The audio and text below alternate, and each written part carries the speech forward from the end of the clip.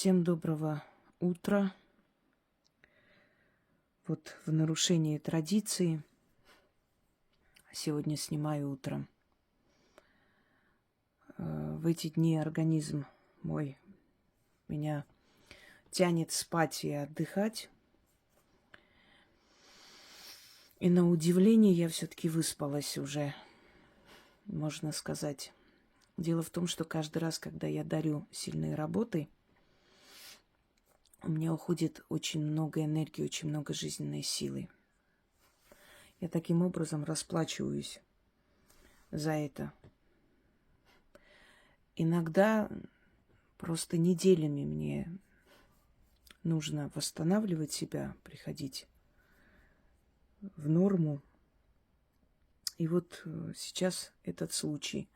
Когда ты на некоторое время отходишь от работ, естественно, консультации и прочие работы с людьми – это мое личное, вот просто канал. Потом очень тяжело вернуться в этот ритм обратно. Все время ищешь причину, чтобы отсрочить, потом сниму, чуть позже. Усталость, понимаете, сказывается. Мы все-таки не молодеем. И вот эта жизненная усталость, она очень сильно накапливается и показывает себя потом. Вы знаете, я иногда вспоминаю слова известной песни. Ничто на земле не уходит бесследно, и юность ушедшая все же бессмертна. Юность ушедшая и наша жизнь, она бессмертна, потому что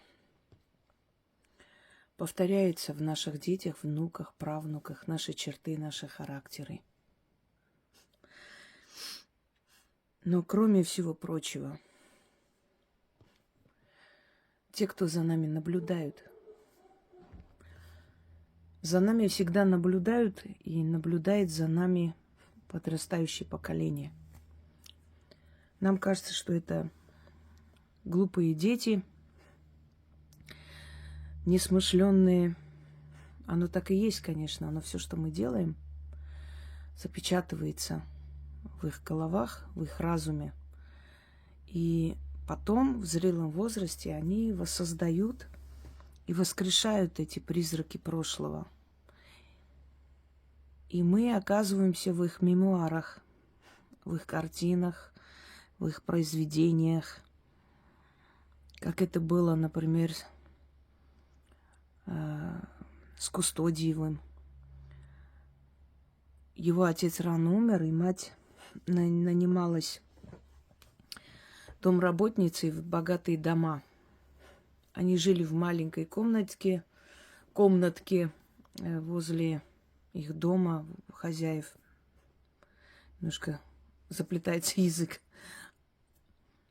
после этих консультаций. И он часто выходил, пока мать была на работе, выходил, сидел на лавочке и смотрел, наблюдал. И видел купчих богато одетых, видел, как они на балконе пьют чай, видел, как они что-то говорят, обсуждают, их украшения, движение рук, строение фигуры. Он все это наблюдал и впитывал. А потом мы получили купчих Кустодиева. И так до бесконечности. Многие личности оставались в мемуарах, и только по этим мемуарам мы могли бы понять, например, очень многое в характере этого человека, их жизнь, их пройденную дорогу. Например, про Елизавету Петровну больше всего мы знаем из мемуаров Екатерины Великой. Она рассказывала о ней. Невзирая на все то, что та сделала с Екатериной, к концу жизни поняла, и помирились они, были у них близкие отношения, а так не миловала она, не жаловала ее особо. Но Екатерина очень уважительно о ней отзывалась, называя ее величество, императрица и так далее. подробно рассказывая о жизни во дворце, о ее походах, про крестный ход, про то, как они летом отдыхали в Царицыно. Все подробности, даже разговоры, речь, как она одевалась, все ее манеры и так далее остались в истории благодаря Екатерине. Ее мемуарам, описаниям того времени. Живой голос. И поэтому мы должны быть осторожны, мы должны понимать, что вот эта вот юность, ушедшая, все же бессмертна. Это бессмертие обеспечиваем друг другу мы с вами, люди, живущие рядом, работающие вместе. Люди, которые общаются с маленькими детьми, когда мы идем отдыхать, или с подростками, которые запомнят нас и будут о нас рассказывать, когда нас не будет, и вот только по их воспоминаниям нас и будут помнить. И вот сейчас я тоже воскрешаю эти призраки прошлого, и в моих рассказах, в моих разговорах они обретают новую жизнь, новое дыхание. И хотя многие из них лежат уже в могилах, и от них остались одни кости и тлен, но я говорю о них, о живых людях, о том времени, когда они были на земле рядом с нами. Время так быстро уходит, очень быстро. Детство, юность, молодость, школа. После школы институт, уже старики начинают уходить друг за другом. Когда нам было по 20 лет, нашим родителям было 40. Ну, когда примерно женится, вот советское поколение, да, вот 19, 18, 20, 22. Вот в этом возрасте обычно у них рождались уже дети. Ну, приплюсуйте. Вот тебе 20, твоим родителям 42, 43. Ну, пусть 45, хорошо. Потом тебе 40, твоим родителям 60, а твоему ребенку уже 20 с чем-то. Потом твоему ребенку 40, тебе уже 60, а их уже нету, старшего поколения. Смотри, всего 20 лет разницы. 20 лет. Эти 20 лет для карьерного роста, для жизни. Мы начинаем подниматься примерно 20-25 лет. Дальше уже то, что мы создали, грубо говоря, нас кормит.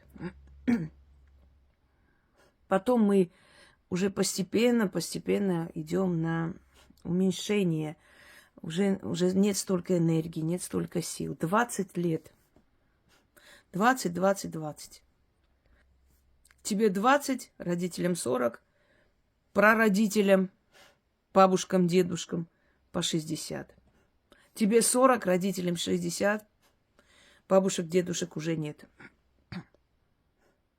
Твоему сыну 40, тебе 60, твоих родителей уже нет. Его бабушек, дедушек. Все. 20 стоит между нами, понимаете? И казалось бы, жизнь бесконечна, радуйся. Это в детстве. У нас в голове вечность, бесконечность. Мы не понимаем, что есть смерть, конец, итог всего. Моя бабушка, мамина мать, Софья Лазаревна Андриашвили, дочь священника из города Варди-Субани. Город роз переводится. И она и любила розы. И везде у нее были розы. Звали ее отца Лазаре. Он умер молодым, но до того, как уйти с этого мира, он успел открыть там духовную семинарию. Более того, у моей бабушки по маминой линии и дед был священник, и прадед. У них династия священников и учителей. А мама ее звали Шушаник. Она была грузинка, но имя было армянское. Шушаник вошло в моду после произведения «Мучения святой Шушаник» или Сусанны Грузинской, или Сусанна Ранская, царица Грузии, дочь Вартана Мамиконяна, военачальника. Это было в IV веке, когда царь Иверии Варскен принял зороастризм и начал принуждать свою жену отречься от христианства. Она не согласилась. Это сильная женщина, которая участвовала в Варяжском сражении рядом со своим отцом.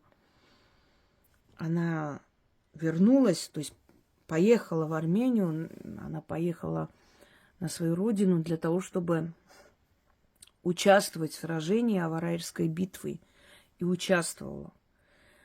Брат ее и отец, и бабушка, они все погибли. Старая женщина, эта старуха, она тоже, их бабушка, старшая госпожа дома Мамиконян, тоже участвовала в сражении вместе со всеми женщинами, княгинями и всем народом армянским. Они погибли. И она вернулась в Грузию. Вернулась. И тут, значит, супруг взял другую жену, еще одну, принял зороастризм и принуждал ее принять зороастризм. Она отказалась, из-за чего он ее запер в башне и мучил долго. Потом у нее проявляется дар провидения. Она начинает помогать людям.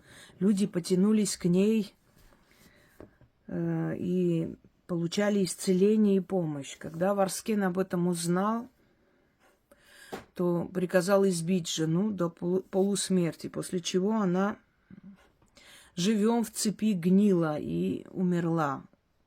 Ее объявили мученицей. И поэтому это имя Шушаник считается очень почитаемой в Грузии, потому что он говорит о святой женщине, которая не сломалась. И, собственно говоря, Варскен потом был сожжен, значит, за предательство.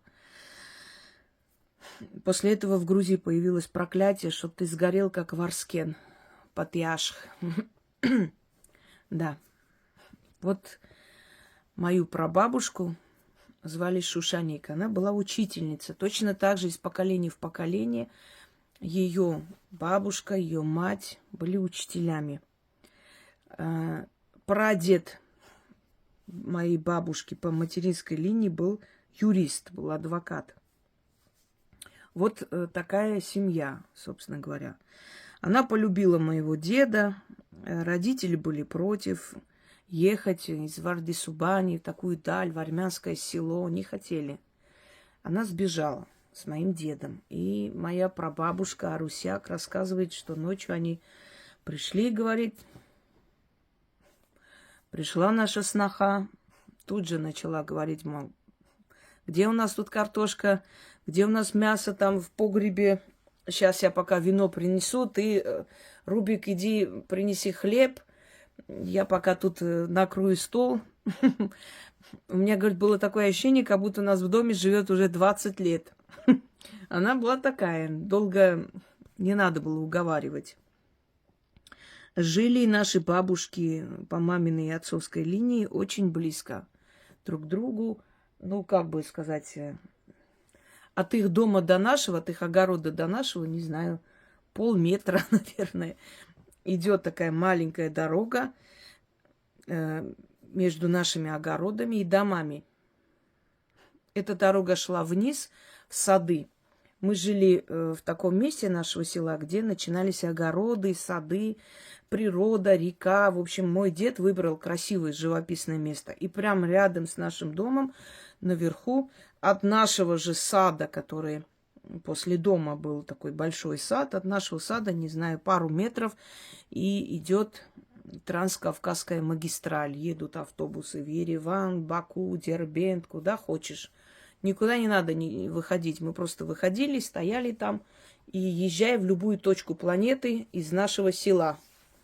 Вот такое место выбрали наши предки, и там построили этот дом. И вот этот вот, то есть эта маленькая дорожка идет между нашими домами, нейтральная, то есть такая вот сервитут называется. Это зона, которой пользуются все. Это с римского права пришло сервитут, общее пользование. То есть, например, ты возле своего дома не можешь пойти и закрыть эту дорогу, потому что это сервитут. Это для общего пользования всех жителей. Понимаете? Вот такой вот маленький сервитут рядом с нами проходил, рядом с нашими домами, и шел прямо к этим огородам, садам. Внизу уже возле реки были такие большие клочки земли. Люди приезжали, обрабатывали. Например, у кого-то дом мог стоять на другом конце села, наверху. У нас верхнее село было, нижнее, то есть оно поднималось вверх, там гористое место. И внизу у нас река, потом скала идет, потом поле большое и горы начинаются. Но с нашего балкона эти горы были видны. И вот,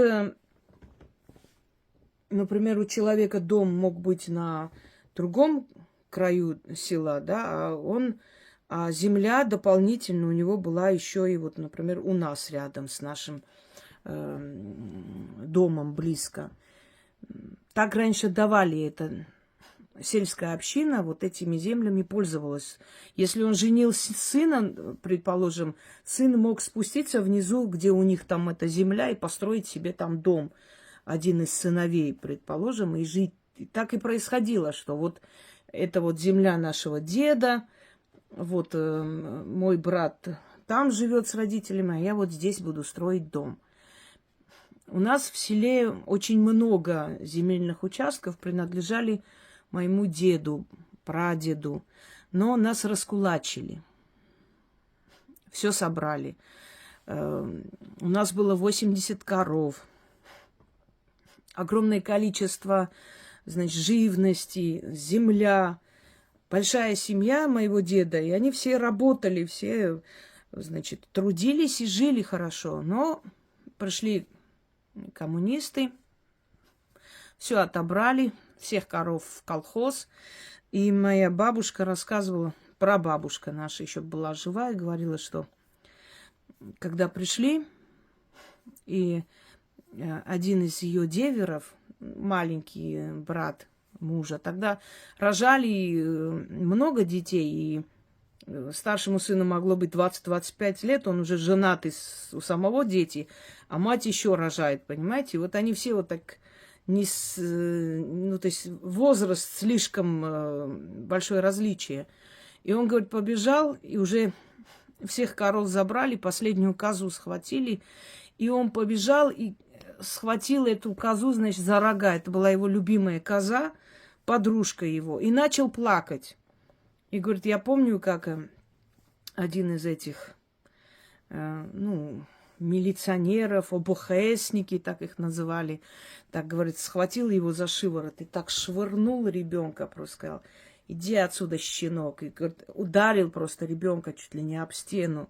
Вот так вот жестоко отбирали у людей все, что люди создали своим трудом, понимаете? Поэтому изначально коммунисты тоже отличались жестокостью. Это потом, когда уже, естественно, люди приходят, это от людей зависит. Уже когда одно поколение, второе поколение, конечно, уже пришли люди более лояльные, поэтому мы вспоминаем советское время там с любовью, с какой-то там благоговением. Не всегда так было. И вот мои бабушки вот так вот жили рядом. Поскольку мои родители не отличались, скажем так, счастьем особым в семейной жизни, конечно, отец оскорблял ее, кричал, на нас кидался. И бабушка моя, ее мать, сейчас я понимаю, ее винили, она все время лезет. Все. Вот вы попробуйте не лезть, когда ты через окно смотришь, твоего ребенка бьют, оскорбляют, когда он берет последние деньги из семьи и уезжает в Россию гулять. Попробуй ты не вмешивайся в это все. Ты же жалеешь своего ребенка, правда? Хочешь, не хочешь, ты вмешаешься, скажешь пару слов.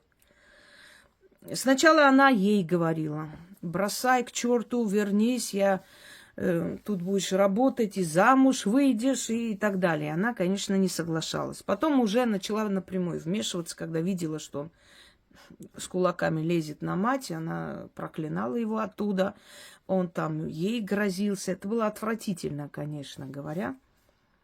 И я понимаю эту женщину.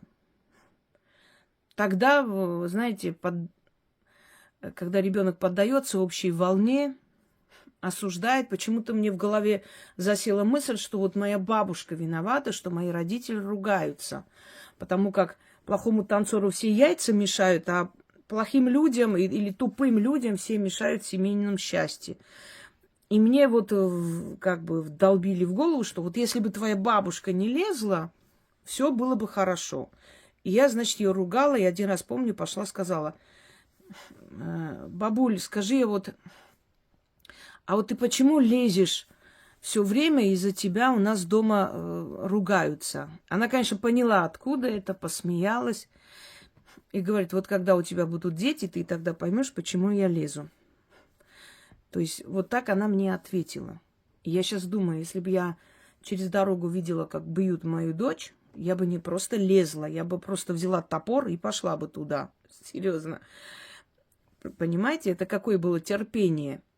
Ну, естественно, на этой почве мои бабушки разругались один раз, пух и прах, и больше не разговаривали. Вот я оттуда приехала, мне было 13 лет, окончательно мы приехали в Россию. Я все 13 лет ни разу не слышала, чтобы мои бабки хоть раз разговаривали между собой. Только один раз отцова мать пошла к ним домой, когда наша прабабушка умерла. Она пошла со всем народом, там сидели и, в общем, соболезновали. Да, и второй раз, когда дед умер. Мы отсюда поехали на его похороны. Мы хотели его видеть живым, пока доехали. Его не стало, не успели. И вот еще один раз вот тогда. То есть это так принято, всем силам пошли, сидели, и она вместе со всеми. Не разговаривали. Моя бабушка по маминой линии, она была такой человек прямой, очень юморной. Кстати, да, пока не забыла, давайте я вам покажу, вот что было с нашего балкона. Вот эта гора. Это центр, скажем, села. Это церковь, за деревом не видно, Святой Саркис, Сурб Саркис. Тут похоронены наши предки некоторые тоже, в том числе. С княжескими гербами, между прочим, да. И вот эта вот гора, я называла ее Драконьей горой. Тут половина видна, на самом деле она как, знаете, как дракон, который лежит, и хвост тянется далеко. Я сказала Драконья гора, с того времени так и называли, Драконья гора. Ну, я рада, что осталось это название. Правда, никто не помнит, кто его так назвал, эту гору. Вот с нашего балкона, вот там поле, потом начинается гора, внизу как раз речка протекает. И мамина мать, она была прямолинейный человек. Очень прямолинейные, такие люди не бьют в спину, понимаете? Они в лицо говорят, и все. Один раз наш дальний родственник по имени Мацак проходил рядом и сказал: «Софа, ты чего этого петуха своего не рубишь?» На что моя бабушка сказала: «А кто будет удовлетворять моих куриц? Может, ты?» Вот такая была женщина. Ей было пофигу, что там подумает. Хотя она учитель, очень культурная, но в жизни она была очень шутливая и очень... Наверное, этот юмор ей помогал, потому что 5 детей. Один ребенок умер. До моего дяди рожденный мальчик умер, мертворожденный. Много заботы. Но эта женщина просто... держала огромное хозяйство. один раз в ботах этих или в галошах и с фартуком пошла на урок. Настолько перетрудилась, не заметила. С утра вставала, доила этих коров, выгоняла и потом пошла на урок. И когда, значит, ученики ничего не сказали из уважения к ней, но когда она пошла в учительскую, ей там говорят: ты себя видела? Она в фартуке, значит, в этих галошах. Так и пошла. Очень загруженная проблемами женщина. Это огромный огород. Дед мой был немножко такой человек-лентяй. Добрый был, очень добрый по натуре. Нам сказки рассказывал. Я до сих пор его сказки помню. Он с нами сидел, вот взрослый мужик, и было ему не лень. Он мог целыми сутками с нами сидеть, поговорить, какие-то сказки рассказывать восточные. Но работать не очень любил. Бабушка моя подгоняла постоянно. Рубик принесли это, Рубик поезжает туда. Он ее слушался. Хотя иногда начинал возникать, когда уже ему было совсем лень что-то делать, он начинал, значит, скандалить. Но это все равно заканчивалось победой моей бабушки, потому что она там все угрозы мира напоминала ему. И нет, не проклинала, ничего, она его любила очень. Поэтому и потакала. Поэтому он спит, не трогайте. Там, этому человеку тоже там оставьте поесть. Она о нем заботилась, но ленивый он был, не любил работать. Вот если бы он немного так более шустрый был человек, они были бы миллиардеры, потому что бабка моя разрывалась. У нее 4 коровы, гуси, утки там просто не счесть сколько, как звезд на небе, куры. Они всегда жили сытно, родители, то есть братья и сестры моей матери. Хотя и с той стороны тоже не бедствовали эти люди, но здесь всегда было изобилие. Она обеспечивала своим детям очень сытную, хорошую жизнь. И всем дала образование, всем. Только дядька мой пошел в техникум, потому что такой же был лентяй, как и отец. Не хотел. Ничего не интересно было. Но вот сейчас, в более таком зрелом возрасте, конечно, он разрывается. У него генетику, знаете, никуда не денешь. Рано или поздно поднимает голову тот ген твоего родителя, который тебе нужен в природе для выживания. И вот сейчас я в нем вижу свою бабушку, которая и туда, и сюда, просто все на нем. Вот. И я помню, когда начались 90-е, не было света, не было ничего вообще. Началась блокада. Правительство наказывало республики, которые хотели уйти. Начались страшные события в Баку, в Ереване, в Тбилиси. Давили людей танками, расстреливали. 9 апреля студенты были убиты. Демонстрации студентов разогнали и расстреляли студентов. И это, конечно, усугубило отношения. Это были советские войска. Но в любом случае, сами понимаете, кто, опять же, остался виноватый во всей этой ситуации. И маминой бабушки, у них там был тандырь, у них там хлеб пекли, в общем. И бабка моя несла туда и пекла хлеб на неделю вперед, потому что не было хлеба, не возили ничего. Магазины были пустые, была полная блокада всех этих республик. Я наблюдаю такую картину, что они не разговаривают между собой. Но мамина мать, значит, эту держит, помогает ей. Она туда лепит молча. И бабушка моя по маминой линии еще нас ругает. Почему, говорит, этой женщине не помогаете? Но мать моего отца, конечно, была непреклонна. Слова не сказала. До конца своей жизни она с ними не разговаривала. Ну, такая она была женщина. Не скажу, что злопамятная. Нет, со многими и дружила, и многих прощала. Но в этом случае вот что-то такое она услышала о себе, что не простила. Ничего не поделаешь. Хотя она прекрасно понимала, что виноват ее сын, что не на ровном месте эта женщина как-то так относится, да, что вмешивается в это все. Прекрасно она все понимала. Она маме моей говорила: Нина, возьми детей и уходи. На несколько дней уходи, пусть эта сволочь испугается.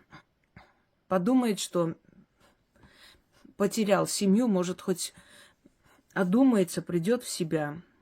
Но мама моя потом сказала, что вот она хотела нашу семью разрушить. Все хотели разрушить то, чего нет, к сожалению, увы. И самое страшное, что мои родители поженились по очень большой любви. Они 10 лет встречались. 10 лет любили друг друга. И в конце концов тайком убежали. 10 лет. Такая вот безумная, всепоглощающая любовь. И в конце такая ненависть, отвращение друг от друга. Бывает же такое? Ну, бывает, наверное. У нас на горе, наверху прям, есть старинная церковь, разрушенная. Причем самое интересное, что на Кавказе вот такие церквушки, они считаются чем старше, чем разрушеннее. Никто не спешит их восстанавливать. Не потому, что не любят или не хотят. Считается, что это самые могущественные. Есть такое слово могущественные церкви. Вот там вот могущественные церкви. Причем даже не церковь называют, а крест. Когда ходят ко всяким гадалкам, и те говорят: вот там, например, Сванецкий крест на вас обиженный. Ой, зачем, почему, что мы... Вот надо вам поехать, Сванецкий крест на вас обиделся, надо нести что-то, и это там петуха выпустить, овец, значит, принести в жертву. Вот крест на вас обижен. Это означает церковь. Никто не думает, это крест там стоит. Нет, это церковь, так называется. Крест обиделся, надо к этому кресту идти, к тому кресту. И разрушенные старинные церкви, часовни, как в том фильме, да? И на развалинах часовню тоже я развалил. Нет, дорогой, это до тебя было в XII веке.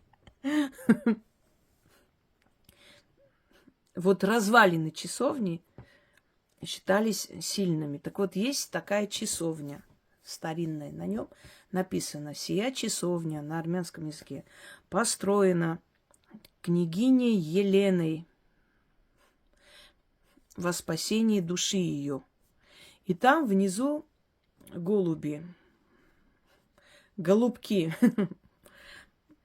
там слева и справа высечены. И под этими голубками написаны имена моих родителей. Вот до такой степени их любовь была известная, все их друзья знали, знакомые и так далее. Я родилась, они хотели мальчика, но родилась я с характером мальчика. Как там Раиса Захаровна, да, мой папа хотел мальчика, а родилась я. Ты, а кто, как мальчишку зовут? Раиса Захаровна. Вот. И второй раз, когда мать была беременна, со своим лучшим другом, которого мы очень сильно любили, дядя Роберт. Вечная ему память. Какой он был добрый человек. Его все любили, все.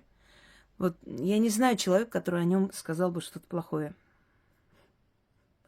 Он был сирота, он был такой ленивый человек, не особо любил работать. Но он был такой юморной, он был такой с чистой душой, такой веселый. Вот его появление везде это был праздник. Человек-праздник. Его дети его обожали. И мы его очень любили. Ушел он молодым. Потом расскажу немного о нем. Повздорили они между собой с моим отцом. Мой отец пошел его все-таки провожать домой. И проходя мимо вот этой церкви, церквушки, часовни, святой Саркис. Он зашел в церковь, опустился на колени и сказал: Господи, я прошу и умоляю, сделай так, чтобы у него никогда не родился сын. Когда мой отец это услышал, он с ним так поссорился. Пух и прах. Они долгое время не разговаривали, особенно когда моя сестра родилась. Но, в общем, его молитву все-таки услышали. У него сын так и не родился. И на вопрос, почему ты не хотел, чтобы у меня был сын, он сказал: я не хотел, чтобы в этом мире был еще один алкаш, как ты. Понимаете? Вот. Он не хотел нам мучений. Он понимал, что нам с него хватит еще и один, такой же. Мы не выдержим. Спасибо тебе большое, что ты для нас вот попросил. Я знаю, что ты где-то меня слышишь. Я тебе очень благодарна. Еще одного такого, как он, точно мы бы не вынесли. Неизвестно, чтобы он еще устроил моей матери. Так вот. Дядя Роберт был сирота. Его мать умерла молодой. Ему было где-то лет 5-6. И отец женился на другой женщине через некоторое время. У той женщины тоже родились свои дети. Они любили своего брата на самом деле. Ради справедливости нужно сказать, что очень часто ссорились с матерью из-за него. Его защищали. Он был безобидный человек. Я не знаю, почему она его не взлюбила, но есть женщины, которые, злые по натуре. Звали ее Этери. Очень злая была женщина по натуре, очень скандальная, неприятная особа. Я ее не помню. То есть я ее не могу вспомнить хорошей. Как человек она была очень нехороший человек. Притесняла постоянно. Им дали маленькую комнату. Я помню, что я к ним ходила. Дом был разделен, у них была своя комната. И там жили они с родителями, с детьми. Ее дочь Армине была моя одноклассница. И бабушка их тоже жила с ними. Бабушка у них тоже была очень добрая, хорошая женщина. Но сноха ее не любила. Все время проклинала, все время. И в конце концов, значит, они так решили, что они дают за эту долю деньги ей. И те покупают себе отдельно дом и съезжаются оттуда. У нас в селе был такой дом маленький. Знаете, так удивительно построено, потому что огород там за этим домом, это огород моей прабабушки, маминой бабушки. Их была доля. И вот дом был так построен, что вот я даже не знаю, как объяснить. Вот до крыши, например, вот идешь, там чей-то огород. К спуску шло. То есть вся стена была вот под землей. Сверху был этот огород. Потом спускаешься, вот так дорога прям вниз идет. Ворота, заходишь и дом. То есть он стоит наполовину там с той стороны вот это закрывает. Вот, наверное, как-то они так построили вот внизу, в низине. Маленький такой невзрачный домик одной женщины, звали ее Шогер. Она давно умерла, эта женщина, и вот родственники как бы решили продать этот домик. И они купили этот домик и переехали все туда. Там была только одна комната, потом они сделали пристройку, еще маленькие 2 комнаты. В принципе, им хватало. Была маленькая земля впереди, что там сажали. Жили они трудно. В принципе, все помогали. Все, кто чем мог, всегда помогали. И я всегда приносила фрукты, еще что-то. Приглашала свою подругу к себе. Я понимала, что у них этого нет. Я все время ее приглашала к себе. Мы с ней вместе шли по нашему саду, набирали виноград, там инжир, не знаю, нектарин. Все это просто полные пакеты. Отправляла ее домой. Тяжело жили эти люди, но он был хороший человек. И мы к ним ходили всегда в гости, как на праздник. Один раз его жена вышла куда-то, и он мне говорит, иди сюда. Дает мне помаду ее. Говорит, а ну намажь и поцелуй меня быстренько. Я так намазала и прям вот так смачно его в щеку поцеловала. И говорит, а сейчас сотри. Вот пошла, стерла, и идет жена, значит, как будто он ничего не понимает, чай пьет, а она такая, ничего не поняла, это что такое? А что такое, что случилось? Это что это такое? Ничего, ничего такое, а что такое? Ну, в общем, там сцена ревности. И потом мы ее убедили, она там заплакала. Вот, ты ждешь моей смерти, чтобы пойти на другой жениться. Я так и думала, что у тебя любовница. Один раз пошли к ним домой, она болеет. Мама моя идет делать ей укол. Пенициллин еще тогда был. Сейчас не знаю, по-моему, говорят, запретили. Ну, это самый лучший был, конечно. Не буду называть, хорошее лекарство. В общем, пошли, она лежит с температурой. Моя мама делает уколы, мы сидим у них дома. И вдруг она как начала плакать. Если я умру, ты на мои похороны пригласишь оркестр, чтобы меня духовой музыкой похоронили. Он говорит, зачем тебе оркестр? Он говорит, сейчас я как раз специально, говорит, яйца купил, чтобы твои дочки каждый день желток пили, улучшали голос. Они будут петь. Говорит, чем тебе не духовой оркестр? Зачем я буду тратиться? И она как начала плакать. Ну, такая была женщина, своеобразная, конечно, и сейчас есть. Неплохой человек, но немного такой нытик, понимаете? На все про все, у нее глаза были на мокром месте. А потом он приехал в Россию. Он и так всю жизнь ездил, работал обратно. Приехал, потом сын поехал. И постепенно они с семьей перебрались в Россию и живут, Краснодарский край. Здесь он и умер. Сиротское прошлое дало о себе знать. Болезни,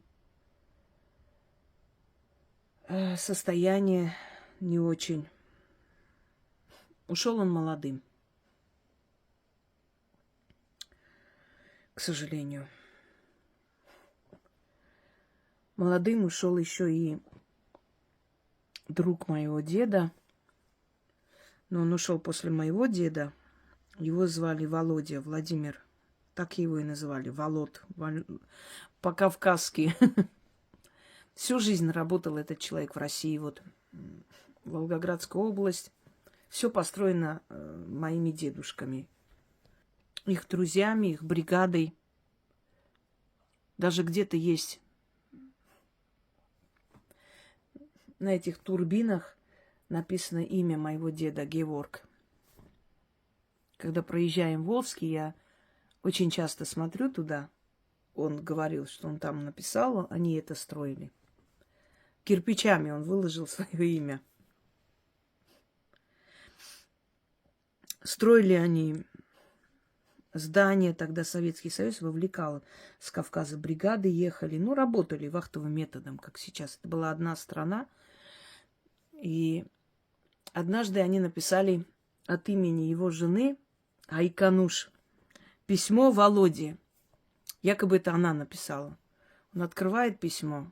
Деды мои были вообще юмористы, я вам скажу. Письмо открывает, и там написано: «Привет, мой дорогой Волод. Знаешь, дело в том, что корова у нас сдохла. Твой сосед попросил, твой мотоцикл отдала, он, значит, в аварию попал, мотоцикл разбился». Он такой: вот твою мать, это что такое происходит? Дом у нас, мой дорогой, кухня у нас сгорела. там все твои инструменты. О, твою... Это что? Короче, ну я понимаю, что это глупая шутка. Ему аж плохо стало. И когда они ему сказали, что это они написали, он с топором гонялся за ними целый день. Просто готов был их зарубить. Но, естественно, бы ничего не сделал, но он разозлился ужасно. Я понимаю состояние этого человека. Почему он поверил? Потому что жена его была немножко глуповатая такая, мля-мля. Вы знаете, в то время и сейчас вообще, ну, на Кавказе давно уже редкость блондинки. Сейчас, правда, возрождается опять ген блондинисты, там, голубоглазости и так далее. Но все равно, вот она была просто блондинка, и у нее внучка потом, когда родилась, такая же блондинка, ген блондинистый. Это очень редкий ген. Она была чистокровная армянка. И он полюбил ее и украл именно из-за красоты. Ее выдавали замуж за другого, и он ее украл. Она была очень красивая женщина, но очень глупая, к сожалению. И эта глупость ее загубила.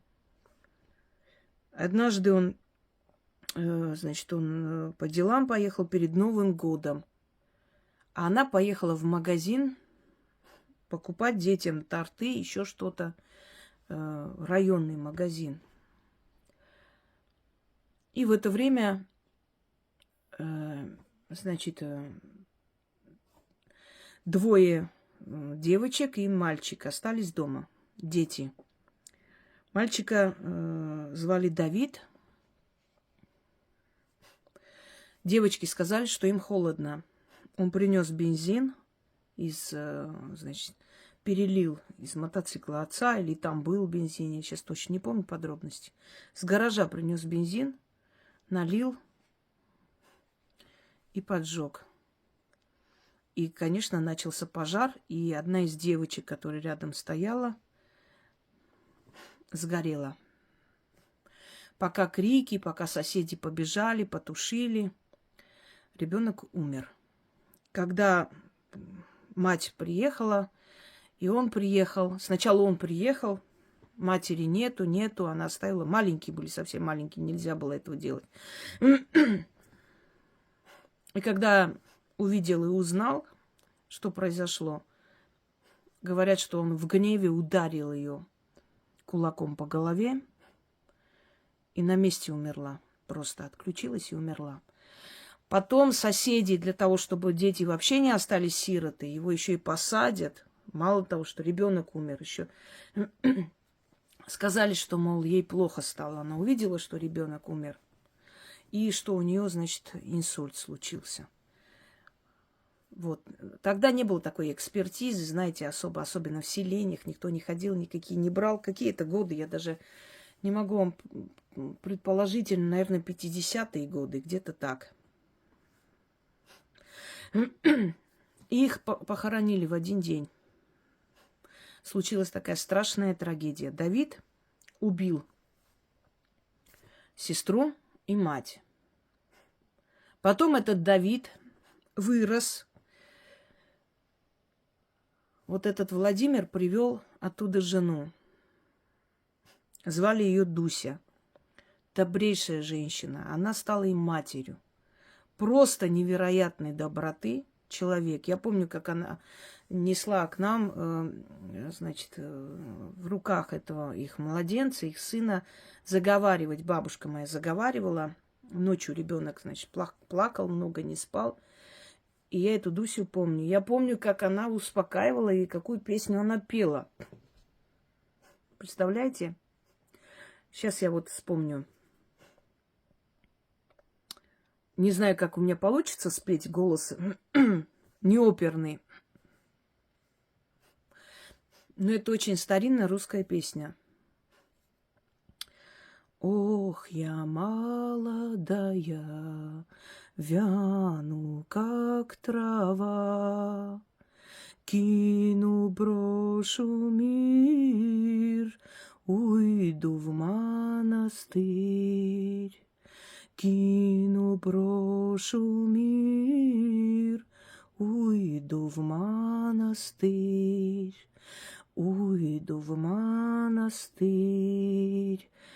Буду там жить, буду там жить, всем людям служить.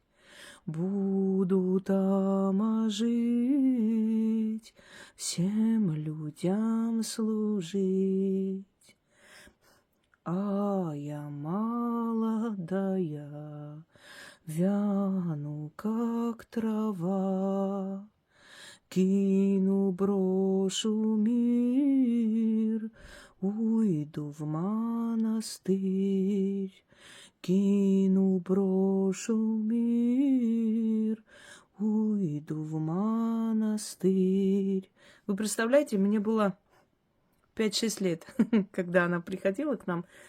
И когда уже бабушка моя заговаривала, она сидела, значит, и успокаивала ребенка, чтобы ребенок уснул. И вот эту песню я помню с того времени. У меня такое ощущение, что она пела про свою несчастную судьбу. У Дуси не было своих детей, она воспитала их. И когда вот этот человек умер, вот эти вот подонки, вот этот подонок по имени Давид выгнал эту женщину. Ту, которую его сопляка с 6-7 лет воспитывала. Вот благодарность людей. Вот так получилось, что вот погиб из-за него. Знаете, есть проклятые люди. Он один из них. Потом женился он. Жена такая же долбанутая на всю голову. Вот ни о чем вообще. Женщина такая худая, неприятная, некрасивая, честно говоря. И свои черты, собственно, и передала своим детям. Хотя те были более симпатичные, немного в отца тоже пошли. Но вот эта худоба, вот эта вот болезненность. Они поехали на Новый год поздравлять своих родителей. И уехали оттуда, забыли какие-то вещи ребенка. И куда-то поехали еще к каким-то друзьям. Несколько дней их не было. Эти родители, там, Владимир этот и Дуся, они думали, что, у родителей, значит, они в гостях. И тут приезжает сват и приносит эти вещи и говорит, что, мол, они забыли. И вот этот Володя говорит, как это? Они что, не у вас? Нет, они 2 дня назад от нас уехали. И он начинает додумывать, что, наверное, с ними что-то случилось. Может, они в аварию попали, в морге лежат, я не знаю. Он сел в таком состоянии нервном на мотоцикл и поехал зимой, слякоть, и погиб. Вот теперь смотрите, убил еще и отца. Прошли годы. Жена там где-то торгует, куда-то едет, каждый день мат-перемат у них. Он пьет, эта собака пьет, эти дети одни, брошенные. Он поехал куда-то пить. Она поехала где-то торгует, сутками ее нет. Эти дети голодные были, маленькие дети. Я помню, что старший сын, Арут его звали, он ходил и просил есть. Он стучался по соседям, все ему давали кушать, кто хлеб, кто еще, кто молоко наливает детям. Он детям этим маленьким был как мама. Она там сколько родила? 3 мальчиков, потом родила девочку. Точно так же бросала, ездила туда-сюда, папаша пил. Эти дети как могли, кормили, но в таком возрасте нужно нормально есть. Нормально спать, чтобы развиваться. Организм детский не выносит это все. Они весь день, я помню, они такой тазик какой-то старый нашли, привязали, значит, веревками, сделали дыру, и вот сажали они в этот тазик эту девочку и тащили весь день туда-сюда. Ужасно. Но я сама тогда была ребенком и не понимала там, чтобы, например, пойти куда-то позвонить, сказать, заберите этих детей и так далее. Взрослые должны были делать, но, как обычно, никто не вмешивался, не наше дело. И эта девочка, сколько там ей было, 1-1.5, она умерла. Естественно, в таких условиях ребенок не выживает. То есть умерла его дочь еще из-за его поведения. Прошли годы. Они переехали в Россию. Значит, проходит время, мне сестра пишет, говорит, ты знаешь, что вот этот Арут, он умер. Я говорю, как умер? У него туберкулез, оказывается, был. В тюрьме сидели эти дети. Ну, беспризорность. Тут воровали, там что-то там. Но если нет родителей, понимаете? Если отец пьет, а мама дура дурой. Ну, как они могут выжить в молодом возрасте? Естественно, хулиганить, воровать. По этим тюрьмам оно здоровья не добавляет. И вот этот мальчик, он умер. Через некоторое время мне говорят, ты знаешь, что вот этот Володик, который там в честь деда назвали, он тоже умер. Я говорю, что это такое вообще друг за другом? Да, у него тоже там что-то обнаружили, или рак, или что. Причем молодые совсем, 23 года, 22 года. Вот так друг за другом ушли. И третий сын, теперь он болеет. Неизвестно, он останется или нет. Смотрите, как один человек весь свой род обрек на уничтожение. Где-то физическим своим присутствием и воздействием. Где-то по причине того, что он сделал, мать умерла. Отец погиб из-за него. Дети умерли, потому что он никак не участвовал, не помогал своим детям жить. И вот скажите мне, пожалуйста, вот это существо пьет, гуляет, есть фотографии там в Одноклассниках, он там сидит, да, живой, живехенький. Уже сколько ему, 70, наверное, будет скоро. Вот грош цена этому существу. Зачем ему жить таким на этой земле? Вот скажите мне. Что он полезного внес? Он убил своих родителей, своих детей. Проклятое существо, понимаете? Вот есть такие. Живут на земле. Ему так один раз наш председатель колхоза сказал. Проклятый, говорит, ты убил своих родителей, теперь пришел меня убить.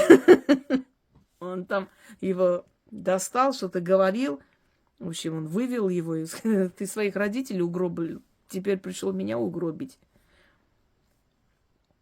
Человек должен жить так, что после его смерти сказали, умер человек, а не сдох пес. Это так говорил мой дед. Рядом с нами, по другую сторону нашего дома, тоже был такой огород, сад. Ну, огородом это не назвать. Это огромные сады, друзья мои. Это вот кто рожден на Кавказе, они понимают, о чем я говорю. Там так расположены.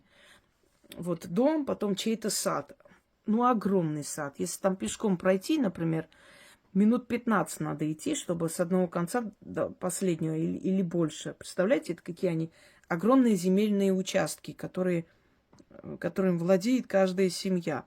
Эти участки давались для того, чтобы обрабатывали, во-первых, это как усадьба крестьян. И, во-вторых, понимая, что они многодетные семьи, чтобы они могли разделить между сыновьями, и чтобы каждый человек жил отдельно. И через этот огород следующий дом наши соседи, Елена ее звали, Элене. Она была грузинка. Вышла она замуж в нашем селе за нашего родственника. Звали этого человека Сарухан. Сарухан был ветеран войны, попал в плен, был в концлагерях. Был у одного немецкого врача. Он вернулся там, столько всего зная, он лечил. Лечил людей, лечил там, как ветеринар работал. Когда после войны это было нужно, как-то особо дипломы не спрашивали, лишь бы кто-то чем-то занимался, он работал, он знал немецкий. В шутку говорили, что учитель немецкого того времени приходил к нему, это реально так, приходил к нему, спрашивал, как, что, он переводил ему, и тот шел учить. Он был в плену почти 5 лет. Долго очень. После войны очень долго освобождали их. Проверяли. Потом попал в сталинский лагерь, но, правда, оттуда его быстро, значит, реабилитировали, что он не виноват. И когда он вернулся домой, он был седой весь, хотя ему было немного лет. Он пошел воевать, когда ему было 16 лет. Он сбежал из дома, чтобы воевать. Вернулся он, значит, ему примерно было 23 года. Сначала война, потом посреди войны в плен и так далее. Пришел, попросил воды у своей матери, она его не узнала. И он начал петь песню колыбельную, которую мать пела ему в детстве. И мать упала в обморок. Он был человек неплохой, но, видимо, к концу жизни совсем прям начал пить. И закончил свою жизнь не очень хорошо. Полил там кусты какие-то в огороде. У нас просто так бывает, что такие дикие кусты растут, и их просто обливает нефтью, изредка бензином, в основном нефтью, и просто сжигают, чтобы под корень вот это вот ушло. И был пьяный, и свалился, упал в этот куст, который горел, и сгорел вместе с этим кустом. Ну, пока кричал, пока подбежали, естественно, в обгорелом состоянии и умер. Жил он потом отдельно от жены. Развелись примерно, когда, в молодости развелись еще. Тогда вообще очень редко был развод. Это настолько надо было просто уже достать человека, чтобы женщина с ним развелась. Это в те еще патриархальные времена, когда слово «развод» вообще нигде не звучало. Как нужно было довести ее? Он был человек очень гулящий, даже в старости еще обманным путем заманивал молодых девушек. Вот Елена вышла за него замуж по очень большой любви. Пришла в наше село, жила, построила дом, родила детей. Очень работящая женщина, такая отчаянная, сильная. Я помню старости лет, когда уже жили отдельно, она иногда ходила, что-то носила ему, там убирала, чистила в этом огороде, у нее там что-то росло. Но вместе не жили. И один раз она пошла, его дома нет, он куда-то уехал. Пошла, что-то делает в огороде, говорит, смотрю, стучат в окно. Тетенька, помогите, там вагончик был, он там жил. Она говорит, я подбегаю, говорю, ты что тут делаешь? Пожалуйста, он меня обманным путем сюда привел, сказал, что я заберу тебя замуж за своего сына из какого-то села. Обманул эту девчонку, она тоже дура, приперлась. Привел, говорит, закрыл, говорит, ты со мной будешь жить. Вот Елена, ну ее как называли в нашем селе, так и буду называть Элка. Вот Элка открыла дверь как-нибудь. Или у нее ключи были. Но он же не думал, что она в этот день прям пойдет, как это. Она открыла ключом, проклиная его, почем свет стоит, вытащила эту женщину оттуда и проводила ее до дому. Дала ей денег, посадила на автобус и сказала, что больше никогда никому не верила, ни за кем никуда не ездила. Сарухан женился и женился без конца и края, но никто с ним не жил. Это было невозможно. Он великий философ, он стихи писал.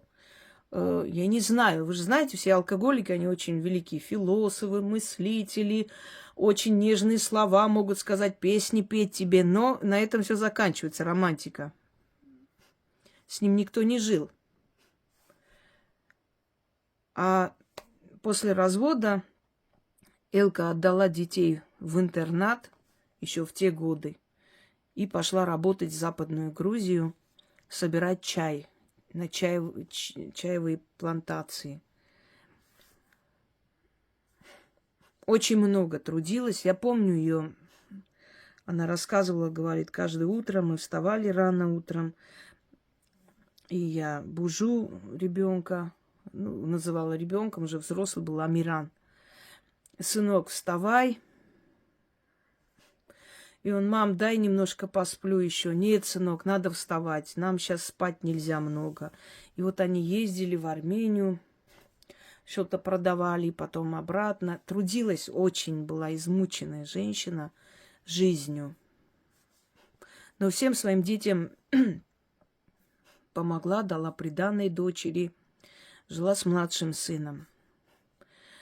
Амиран, конечно, пошел генетически прям по следам отца. Женился каждый год. Я помню его жен, вот честно, привозил, мы игрались, и они были молодые девчонки. Ну, ему тоже было сколько лет? 20 лет, 22 года. И у меня дядя говорил: как приеду с России, как у тебя дела, Амиран? А, я женился. В следующий раз приезжаю, я женился. Подожди, ты же недавно... А то я уже выгнал, сейчас на другой женился опять. Я даже не знаю, сколько раз, наверное, 8 раз, если не ошибаюсь, он женился. Последняя жена, звали ее Гуло, грузинка. У нее был только один изъян. Она красивая женщина, высокая, огромные глаза. Но у нее на лице, где нижняя губа, у нее было родимое пятно. Огромное. Она очень комплексовала, очень стеснялась.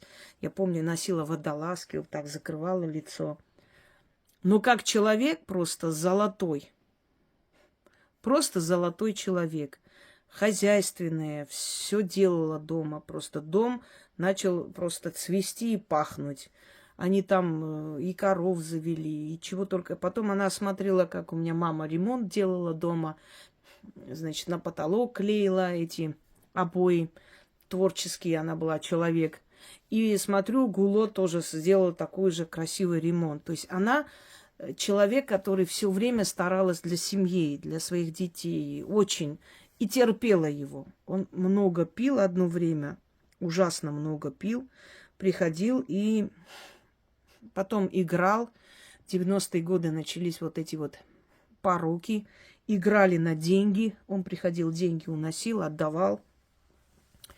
Дома был скандал каждый день, пьяный. Вот Элка приходила и просила бабушку посреди ночи: Нина, эта скотина нас убивает. Иди, Нина, иди нас спасать. Бабушка моя одевалась быстренько, шла туда и сидела у них. Он стеснялся моей бабушки. При моей бабушке ничего не говорил, не материл, там, не кидался, ничего. Безобразно начал пить, хотя очень работящий мужик. Очень заботливый был отец. Всегда спрашивал, что там детям надо купить, откладывал, ездил, покупал им все. Очень обожал своих детей. Но вот, знаете, вот эта вот привычка пить, начал деградировать. И бабушка моя шла ему, значит, учила ему разуму, с ним его там ставила на место. Он очень ее уважал и никогда ничего лишнего не говорил. Но в конце концов даже бесконечное, скажем так, терпение этой женщины лопнуло. В один момент приехали родные, родственники, и все, она собралась, и все, разводится, уходит. И я помню, вот их сын Эдик, он как закричал, вот нечеловеческим голосом. Знаете, вот иногда хочется сказать: мужчины, ну как же вы мучаете своих детей? Вот что вы делаете? Ведь страдают из-за ваших подлых поступков ваши дети. И он понял, что родители разводятся, он был еще маленький, в школу не ходил, где-то 5 лет ему было. И он так разозлился, он так просто вот заорал: не хочу я из дома уходить. Все как начали рыдать, плакать вокруг. И Амиран сказал, он опустился на колени перед сыном, и я сказал: клянусь Богом, пусть я тут сдохну, если я вообще в жизни хоть грамм выпью после этого, только не уходите. И вот до сегодняшнего дня он вообще не пил. Уже прошло, ну, не знаю, сколько лет. 30 лет. Человек свое слово сдержал, он не выпил больше. Он понял, что его семья разрушается, что вот все, конец. Потому что если она уедет, она там поработает, она человек образованный, никто больше сюда не вернется. Он один останется со старой матерью. Элка там проклинала его, не знаю, самыми страшными проклятиями. Она защищала сноху, она кидалась, била его. Вот в этом отношении она очень была вот просто за нее. Что эта девушка, она терпит тебя, эта бедная. Никто же с тобой жить алкашом не будет. И Амиран дал слово и поклялся. И после этого у них совсем все поменялось, все наладилось. Но что-то повернулось не так. Теперь вот она какой-то момент прям обидела, что ли, на сноху. Не знаю, все, начались у них конфликты. Прям страшные. Сына.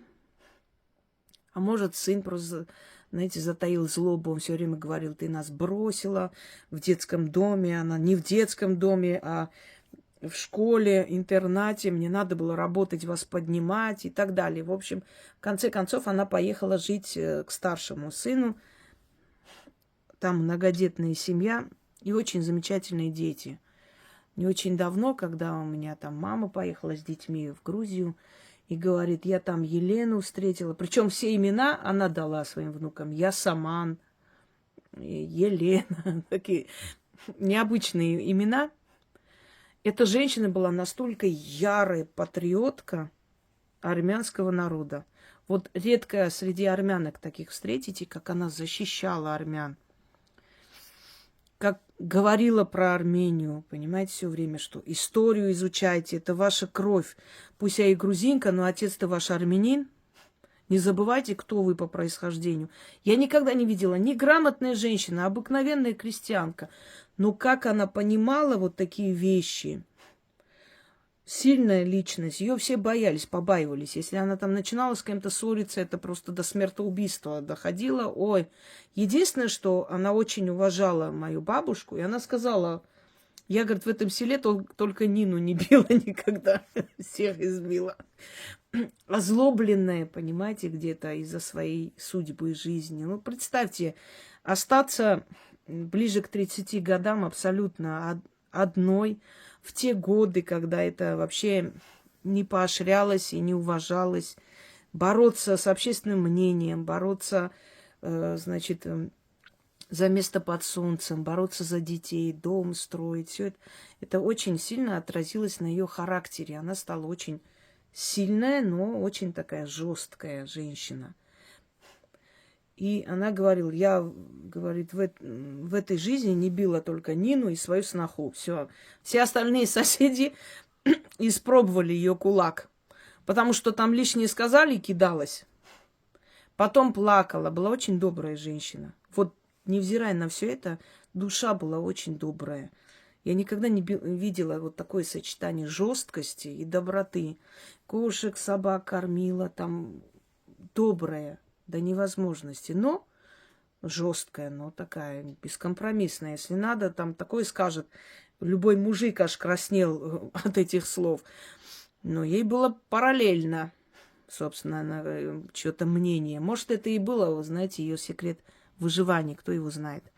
Я помню, что однажды у них дома газовый баллон загорелся, а это все, это, можно сказать, дом просто разрушится, если он лопнет, взорвется. Загорелся газовый баллон, и Гуло, что в переводе означает, кстати, сердечко, грузинское имя, она вытащила этот баллон, у нее все волосы обожженные. Ой, это такая ужасная сцена перед глазами, я помню, как она катила этот баллон, била, и все кричали.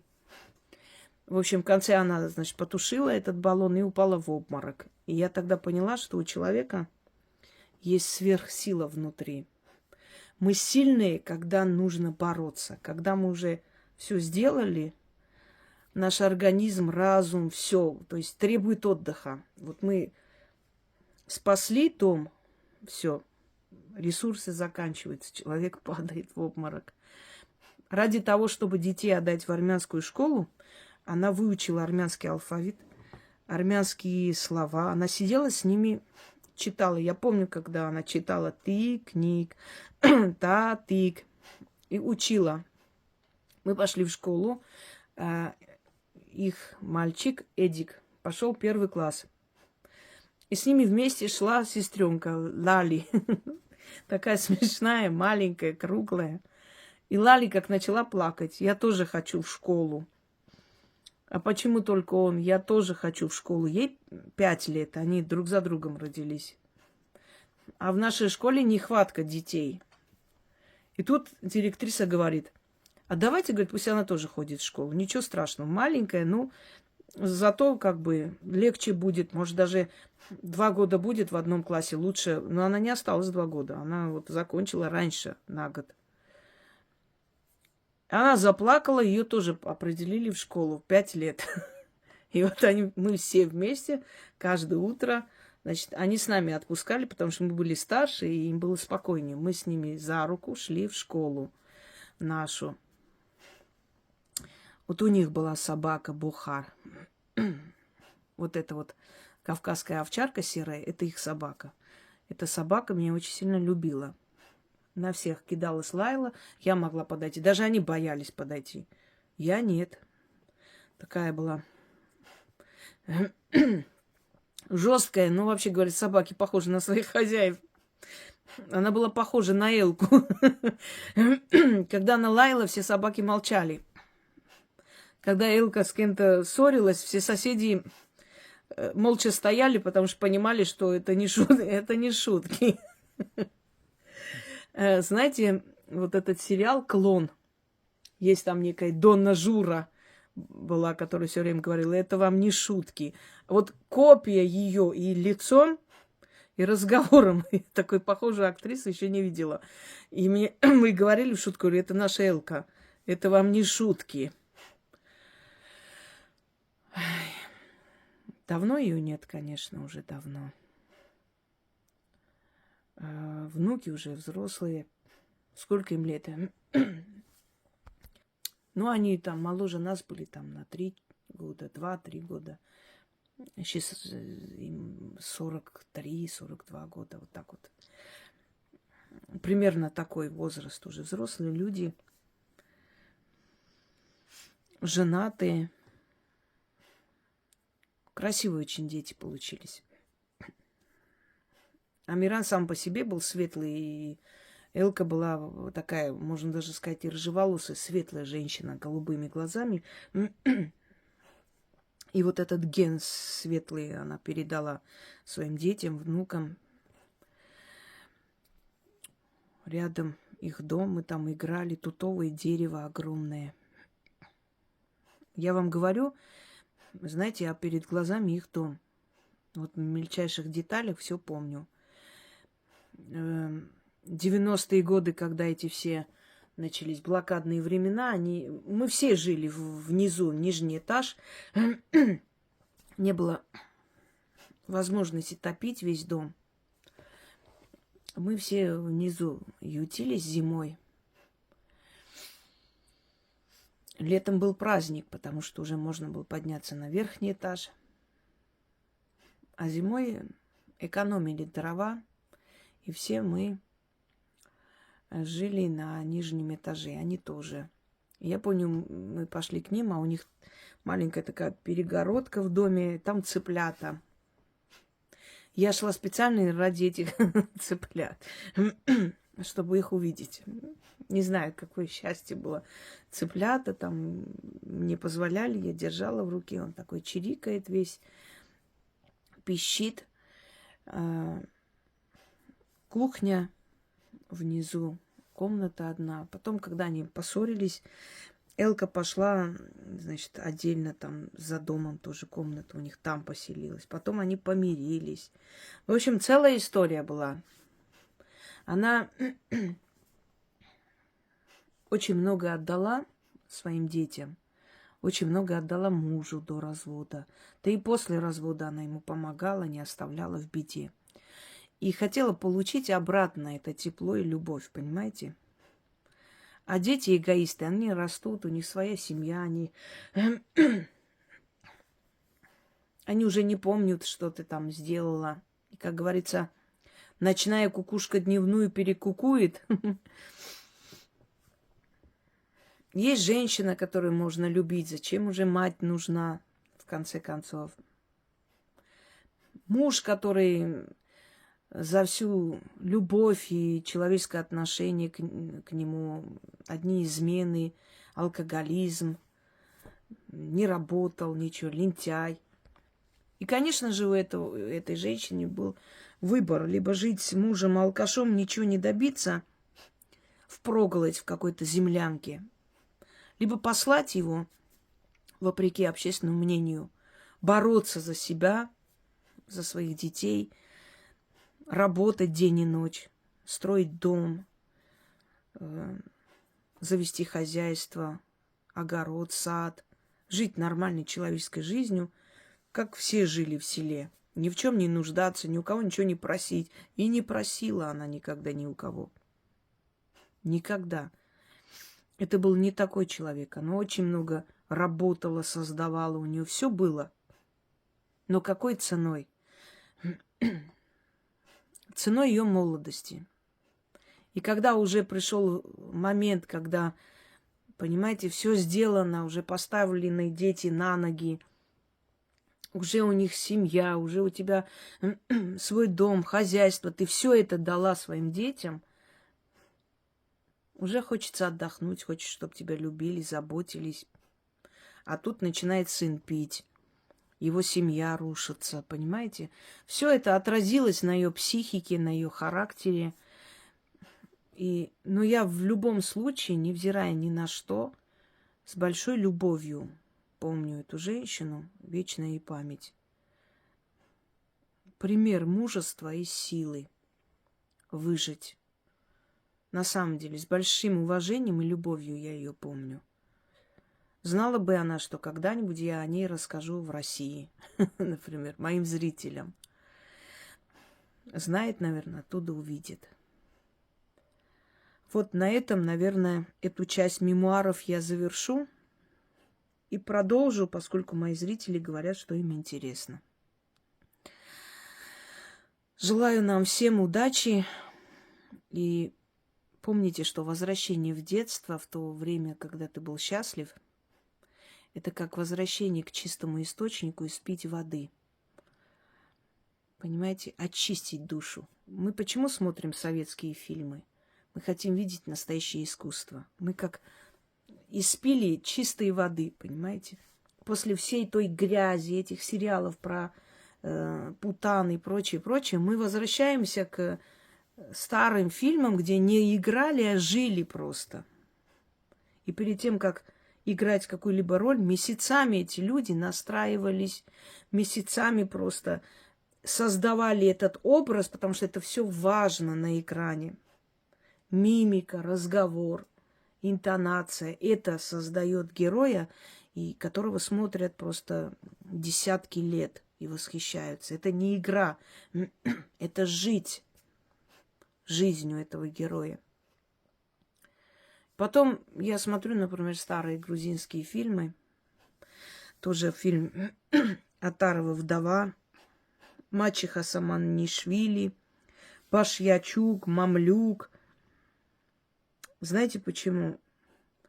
Потому что эти фильмы смотрели мои предки, бабушки, дедушки. Мы с ними смотрели. Я по новой переживаю эти моменты. Я понимаю, что они-то это видели, смеялись над этими фильмами. Что видел, того не увидишь. Фильм есть такой. Софья Кочиаурели играет, еще молодая. Ее отец снял. Там сцена такая. Ты знаешь, кто я? Из-за меня там 6 женщин повесились. Че, не веришь? Вон в саду валяются, иди смотри. И я знаю, что поколение моей там, мамы, отца, родителей, вот эти вот фразы говорили. Я тогда не понимала, что там смешного. Потом, когда начала смотреть эти фильмы, о чем они говорят. когда у моего отца было хорошее настроение, что-то хорошее же тоже было, конечно, какие-то моменты. Я помню, когда он говорил моей матери: ты знаешь вообще, кто я? Из-за меня, из-за любви ко мне 6 женщин повесились. Вон, не веришь, в огороде валяются. И я думала, что за дурацкие фразы? Где там в огороде женщины? Пошла, посмотрела, никаких женщин. Думаю, ерундой занимается. Потом поняла, о чем он говорил и из какого фильма. Я это пересматриваю, это мое детство перед глазами. Разум нас возвращает. Есть такая песня грузинская: «Придет время, когда сердце будет успокаиваться воспоминаниями о том, что уже было, прошло и никогда не вернется». Все мы понимаем со временем. Возвращаем себя в то время, когда мы были счастливы, когда все были живы, когда мы не понимали подлость мира. Нам казалось, что этот мир — воплощение доброты, любви, заботы. Потому что нас любили. Бабушки, дедушки нас берегли, мы были маленькие, нас угощали, нас водили по гостям, что-то покупали, дарили. И нам казалось, что вот мир — это просто радуйся, не хочу. Пока мы не поняли, что есть в этом мире ненависть и зависть, и подлость, и все остальное. Вот нас разум и возвращает туда, чтобы мы опять через этот фильтр прошли, очистились и вернулись назад в реальность. Желаю всем удачи.